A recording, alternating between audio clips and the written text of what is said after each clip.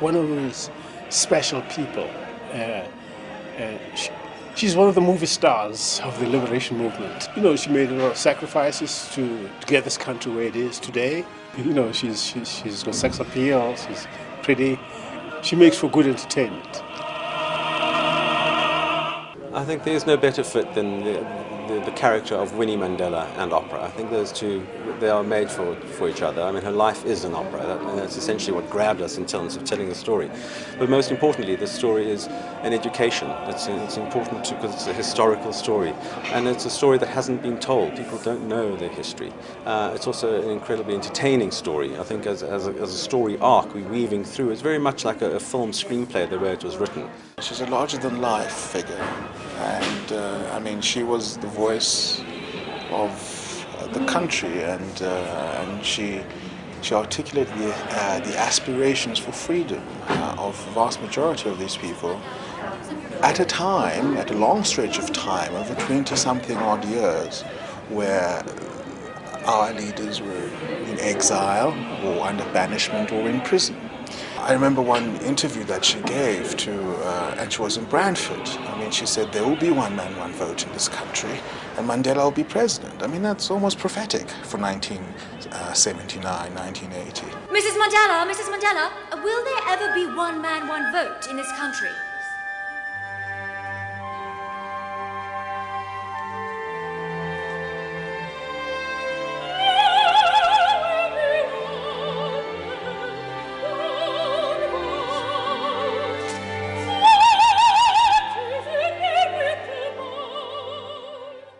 It's a piece of history.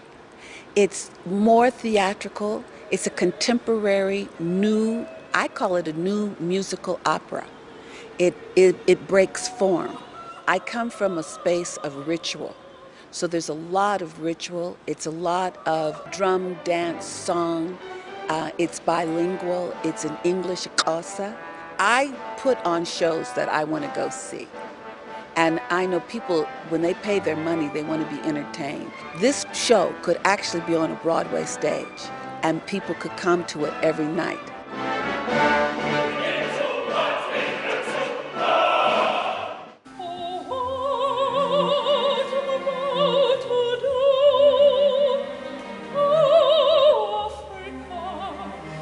I'm not asking myself all the time what it's like to feel Winnie. I'm looking at it as a role that I'm playing, you know, just like if I were playing Carmen or Tosca or something. I'm looking at it that way.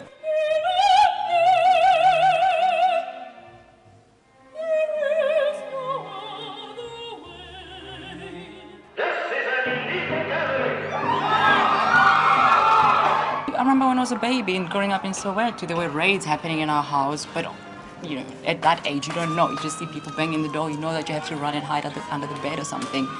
You'd be playing, there'd be tear gas coming, you know, but why was it happening? Obviously, I didn't know. I didn't know what it was. People have judged her, even the TRC, they were asking these questions during times of peace. They were asking these questions once the struggle was over. And what we're trying to say is, folks, this was taking place during times of war. This was a war that was going on. So the steps and actions that she took were in times of war, and you know, who are we to judge? Especially now that times of peace and the war has been won, now to look back and accuse her of these crimes. That's the question that we're asking in this story.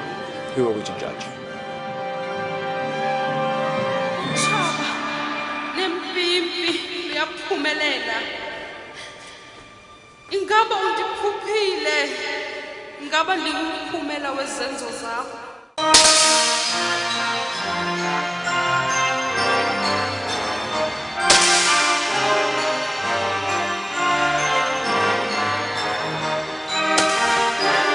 Character that I'm playing, but it's not an easy thing to do, not in the new South Africa, because I think there are many people, white people in South Africa, who have, similarly to the German people, you know, the whole thing that happened there, they have a guilt feeling of what happened and they feel responsible in a way. And I'm of that generation that still had a part in that. So it was a very difficult role to do, actually.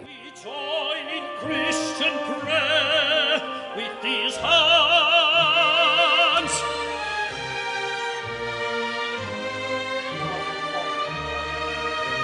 The piece combines two different styles. It's the contemporary, you can say the contemporary style, opera of today, and on the other hand you have a lighter opera, light style. You have melodies, balladas, arias. Yeah, it's the first time. Normally I do opera about dead people.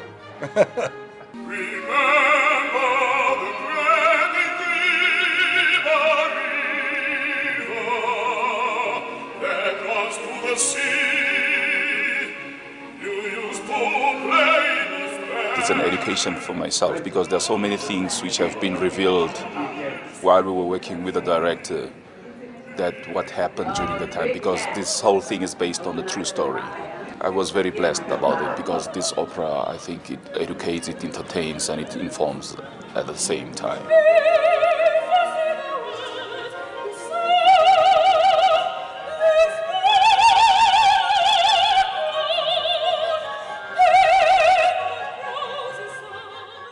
Designing Winnie is, for me, it's different than most of the operas I've done before, and I've done about 150 operas. Very often in the opera, you're creating some kind of real place in another time, another place. In this case, there are places in other times and other places, but we take a journey through Winnie and her memory. So the challenge is to create an inside memory journey in a physical world on stage that helps to support that journey that she takes. It's funny because if you were doing the making of a Shirley Joe trek through my life in a rehearsal hall, I live for the process. I live for being in that space of discovery. It's an opiate for me.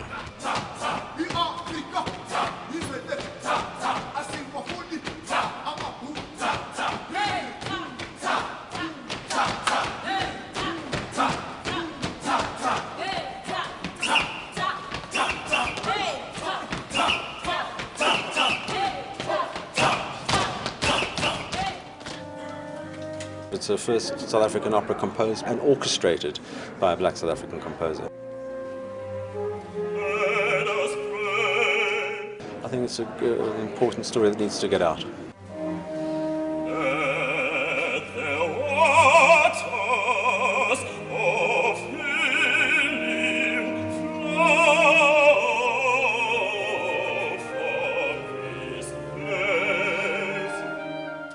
We have not given Winnie Mandela the script. This is not a Winnie authorized, no,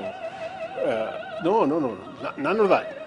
None of that has happened. She doesn't know what's going to happen in there. She doesn't, so this is no whitewash.